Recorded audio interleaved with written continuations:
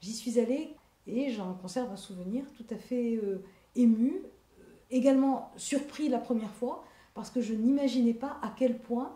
la fête présentait une diversité de propositions, à la fois propositions de débat, propositions d'échange, propositions artistiques aussi, et à quel point le public était à la fois nombreux, mais également impliqué, motivé, enthousiaste. Une impression de grande animation d'une part, mais également de grand enthousiasme collectif à participer à un événement qui manifestement marque la vie à la fois artistique et démocratique du pays et auquel, je crois, chacun des participants est extrêmement attaché. Donc, une espèce d'enthousiasme et d'esprit de fête qu'on ne retrouve pas forcément dans d'autres occasions de ce type et qui m'avait beaucoup marqué. Et même si ça remonte maintenant au début des années 2000, je suis absolument convaincue que cette motivation et cette implication du public n'a pas changé, n'a pas bougé. Et je crois que la programmation artistique de la Fête de l'Humanité 2014 est d'une qualité au moins égale à celle qu'on a connue au cours des années précédentes. Et donc je me réjouis beaucoup de m'y rendre à nouveau cette année. J'ai trouvé formidable que pour la deuxième fois, l'INA et la Fête de l'Humanité, et au-delà de la Fête de l'Humanité, le journal de l'Humanité, se rencontrent et se parlent. Il me semble précisément qu'il y a une familiarité, une complicité assez naturelle qui se crée entre cet institut fondateur de mémoire, mais également fondateur de rencontres et de sens, et un journal comme celui de l'Humanité, et les valeurs qu'il porte. Ce sont des valeurs qui nous sont communes, qui nous sont proches, qui sont des valeurs de démocratie, des valeurs d'échange,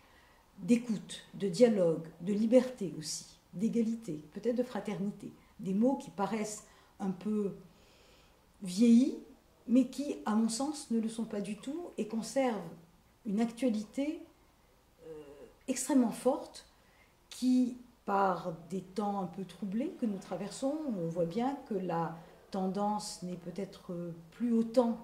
qu'elle devrait l'être au dialogue, à l'échange, à la compréhension, à l'ouverture vers l'autre. Je pense que ces valeurs-là doivent d'autant plus être mises en valeur. Et de ce point de vue-là, l'INA, qui véhicule un certain nombre de savoir-faire, mais également de contenus qui portent ces valeurs, et la Fête de l'Humanité ont beaucoup de choses à se dire. D'autant plus que la Fête de l'Humanité a, depuis l'origine, mis en exergue l'ouverture à l'international, à un grand nombre de pays étrangers, d'interlocuteurs étrangers, et puis le rôle éminent qu'au sein de la Fête de l'Humanité joue la culture, le spectacle, la présentation d'artistes de tous horizons, de toutes origines. Donc toutes ces valeurs, mais également ces